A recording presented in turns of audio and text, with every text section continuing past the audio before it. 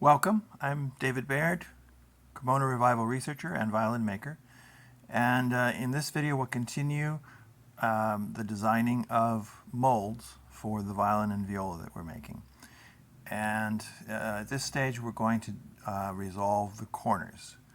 We've done the main bout outlines and the framing of these designs, but it's time to work the center section and the corners. So that's what we'll be looking at here. This work is done in several stages. In the first stage, we place the corners and the joining points for the corners. In the second stage, we work the outer corners and the risers. And in the third stage, we work the center section and the center corner circles. Here we have the molds as they were at the end of the last video, where we've finished the basic framing of the design and the outer bouts. Now we want to work toward placing the corners. So that's our task now. And the first step in placing the corners consists of marking in the bout guides. These are arcs that rise from the bouts lines themselves and gives us an indication of where the corners will fall. They sort of control how far out the corners extend. In the upper bout there, we're going to draw these arcs with their centers on the mold line for the upper bout line, but with the arc drawn from the outer edge. So it's from mold line on the center to outer edge. And with the lower bout, we go from mold line on the center and also the arc. So they're both the same there. That means that the lower bout is sort of tucked in a little bit more by comparison. We're going to do the same thing with the viola. Here we have to mark in the bout lines because we haven't needed them until this point. So I'm just going from the vesicae centers and marking out those lines. And then here we're going from the mold line to the mold line and letting those arcs come up. These are a little bit reminiscent of the shield shape, the old-fashioned shield shape of instrument, where the risers didn't tuck in and you didn't have outer corner circles. Now we're going to go and mark in some of the main archetypal guides for the corner placement. We're going to mark in the waist and the upper and lower corner levels. We'll mark in the simple archetypal versions of these. Now, with the viola here, we're just going to mark that in midway through the lap. That's the archetypal position for the waist. And even if our waist ends up being slightly differently located in the final instruments or in the final mold, we're going to do our calculations for the design based on this archetypal location of the waist. And then here I'm dividing the center length in thirds. The upper third gives us our archetypal upper corner level. And then I go 1/4 up that middle third to get the lower corner level for the viola.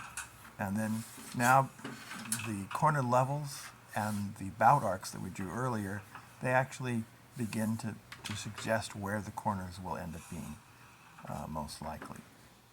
Here I'm doing the same things with the violin. The violin already had the waist marked in, so I don't need to do that. With the violin design here, we're going to go 1/5 up that center third to get the lower corner level. Now we're going to move on and draw in the secondary guides for the corner levels. These are a little more particular. We're going to do the diagonal guides, and we're going to do the 9th and 7th guides in archetypal versions. To work the diagonals, we need to extend the waist off the actual board we have there. So I made a little helper board that's just roughly the right thickness and square, and that enables me to work the waist out further, determine its actual center, and then work the diagonals. With this one, I tried to do the most archetypal lower bout diagonals, which go to the center, but they didn't quite work. With the upper bout, I could do the most typical, which is the centers of the far vesicae. But in the lower bout there, I had to calculate thirds and then fourths, and I ended up using the center fourth as a good fit to the guides we already had in place. And I did, it's not necessarily so obvious in the video here, but I did mark in the 7ths and the 9ths also, which ended up pretty much agreeing with the other guides that we already have. So the 4 guides ended up agreeing quite well. There I'm marking in the 9th up above, and it really confirms the choice we already had. And then next I'll mark in the 7th, and again it basically just confirms the choices that we already made. Now for the viola board, I'm scrubbing my little cheat board here off so I can have a nice clean surface. And we'll do this again. Again, extending the waist and determining the center for the main large circle that gives the center bounce, and using that center to calculate these diagonal guides. In this case, the most typical mid of the lower bout guide, that worked well. And again, here the 9th and the 7th confirmed and gave us the same result. That then leaves us ready to actually mark in our points where the corners are going to join. And just a matter of looking at the guides that we've established and deciding where to give them a consensus and mark the final placement of the points. Here's the viola board shown, and then the violin board. Now that we have our join points for the corners, we can use these to work the outer corner circles and the risers going up to them. And the first step of this will be to set our choice of outer corner circles and their size, and then we'll mark some guides half a radius below that and use those to place the corner circles, and then make risers to fit and to join that. So now we see these things worked on the violin board. We start by setting the diameter for our outer corner circles. With the violin board here, I chose 1/4 of the lower bout. And then you use half that radius to draw a guideline below the corner points, and use the corner points in that guideline to establish those outer corner circles. And I also used the 1/4 of the lower bout for the upper bout's outer corner circles. After that, you make decisions about the risers. Riser decisions are made ad hoc. You simply want risers that are typical arcs and join well. With the violin plates, you have a few more devices for how they join, but with the Mould, you usually want a very simple join. And so after that's all decided, then you commit the various arcs to wood and cut them in using compasses with one side sharpened into a blade, which we're seeing here. So now we'll look at the same things in the viola. Again, you set the radius. Again, with the viola, I decided on 1/4 of the lower bout for all of the outer corner circles. The typical Cremona choices would be 1/4 or 1/3 of the lower bout, or perhaps the upper bout, depending on the instrument. Again, you use half the radius of those circles to draw a guideline in relationship to the corner points, and then you can set the circles using that. And then after that, you want to set the risers.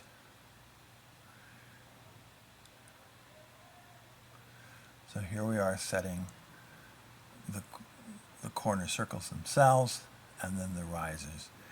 And you kind of do these two things in combination because, again, the riser is an ad hoc choice in order to join.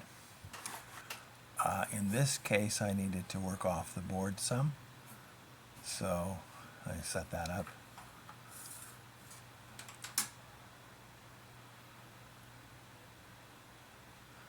And here we are deciding the risers. Most typically, with the Moulds, you either use the Vesicae centers or the middle of the bouts. And then we actually work those arcs. That one arc there was a little bit off the board, and so I needed a helper board there, and it needed to be precise, so I put a couple little guide reorientation marks there if it shifted and moved around. And so that's cutting in the arcs, and we go around the instrument and cut in the circles and the risers in all four positions. It isn't really necessary. In these examples, I first use a pencil compass to decide the choices, but you can work directly with a sharpened compass and just make decisions as you go. And that's probably, in the long run, the more natural choice. What I'm doing here is adjusting the centers for the risers to make a good joint. I don't want to have a complicated joint, I just want a simple riser arc directly joining to the corner circles because it's a mold. But it didn't quite fit, so I lowered the center a little bit below the line of the lower bout there. Now we can finish our design work by settling the inner corner circles and the main arc for the center bout. And this is a matter of choosing the size of those and the positions of those. In the case here for the violin mold, I've decided that the lower inner corner will be 1/4 of the lower bout, and the upper will be 1/6, and these will be simple circles, no compound circles. To work these, we first want to mark in an archetypal large circle for the center bout. We may actually end up adjusting this, but our inner corner circles need to sit within this framework, and so it's helpful to have the archetypal arc shown as a reference to start our work. Again, I had to use a little extender board to make that happen in here. But it's a simple matter. I use the pencil compass to mark it in, since it's not a final thing. Now here what I'm doing is I'm marking some little vertical guides from the outer corner circles. The centers for our inner corner work have to relate to this. You see in Cremona work that the centers for these inner circles are clear of that outer circle, and so that's why I marked that in. Then I made a little radius that shows an appropriate inset from the corner, and we found a center that just goes through the corner and connects well to the main center bout arc. So that wasn't so complicated. It fit directly, no adjustment necessary, so I went ahead and cut that into the wood directly. Similarly up here, once we locate a good center that connects well to the center bout arc and passes correctly through our chosen corner point, then I mark in a little join line to help see it clearly, mark the center with a press, and then take my sharpened compass and cut that in. And once these are cut in, then I can be sure of the final position of that center bout arc, and we can cut that in also. That'll come here in a moment.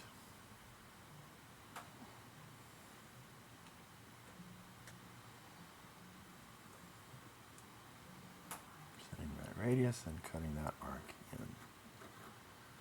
So that side of the violin mold is now completely designed and cut into the wood. Of course, we have to then do the similar things on the other side.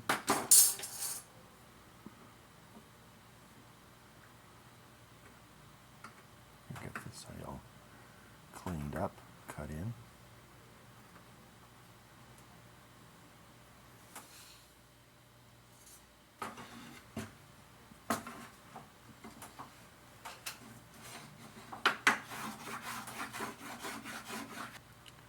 So again,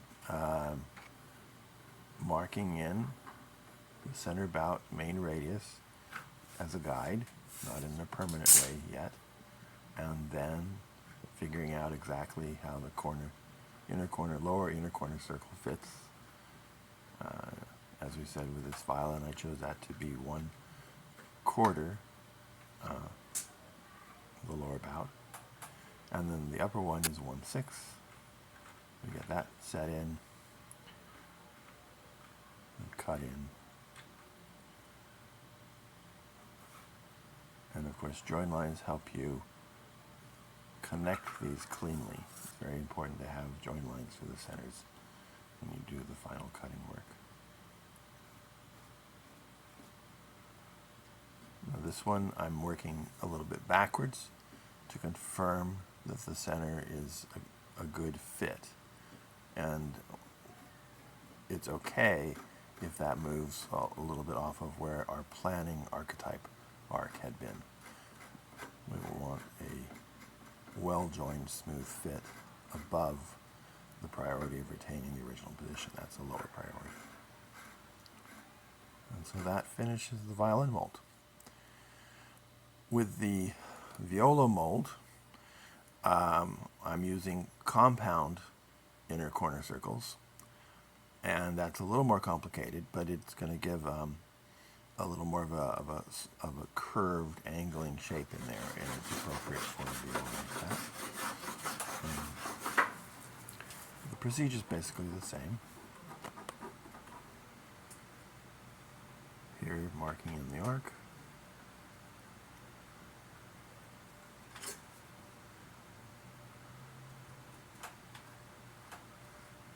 The difference here is that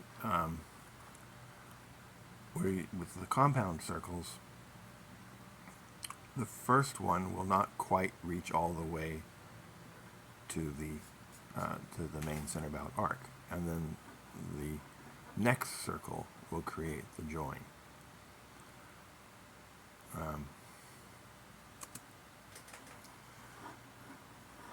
That means the placing of that first circle is slightly free. We've determined the radius we wanted to use as a design choice, and we know where the corner joins up, where we need it to pass through. But then those little vertical guidelines are important, and we know that our center for these circles should be between a line drawing directly from the outer corner circle and another line going approximately 1 point or 1 inset of the edge in from that. And so there's a little bit of a freedom in actually choosing that first inner circle, and you want to choose one that allows a good joining circle. And in this case, the choices for my inner circles actually did end up pushing the center of the main center bout arc. I allowed that to push upward a little bit from the normal archetypal position to create a good join in this case. So for this viola, I decided to use, as I said, compound inner circles. And for the lower corner, I used the larger of the two circles, the one that joins to the center bout, I use that as 1/3 of the lower bout width. And then I made the one that goes into the corner 2/3 of that diameter. And with the upper bout, I made the larger one that joins to the center bout. I made that one 1/4 of the lower bout, and then the smaller one that goes into the corner is 2/3 of that, which works out to be 1/6 of the lower bout. And as we said before, that means that you have a little bit of freedom in placing the smaller circles that go directly to the corner. Then they end up being shy of the large arc for the center bout. And then once they're in place, then there's one specific fit for the larger compound circle that will join everything together. And so you kind of work backwards to determine those things. Here in the video, I'm just cleaning up this arc and we're finishing this side.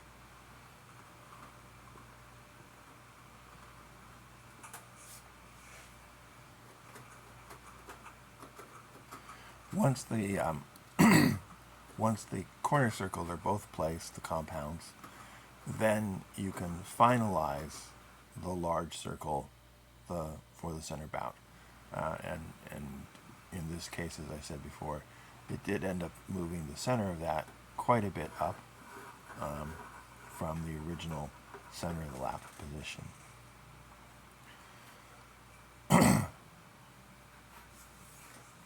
Here I flipped the board over.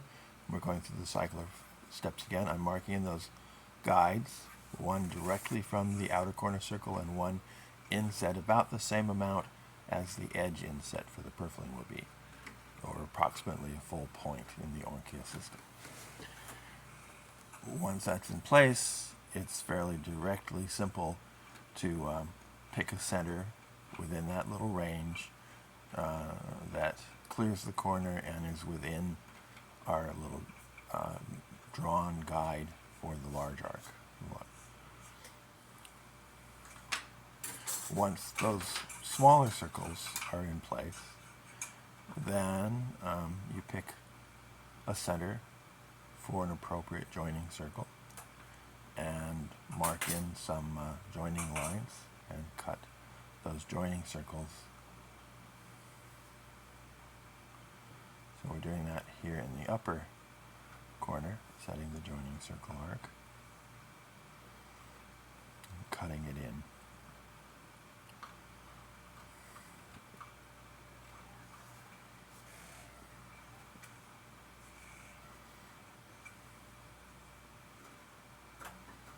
It's a little bit of working a puzzle.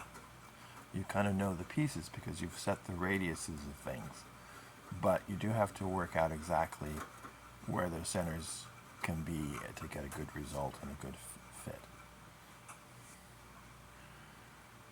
Here I've worked everything except the last joining circle, the last lower joining circle, and I did actually cut in the large arc a little bit past its line there, just to help me see. We're getting that joining circle marked in. And that completes the actual designs for both the viola and the violin.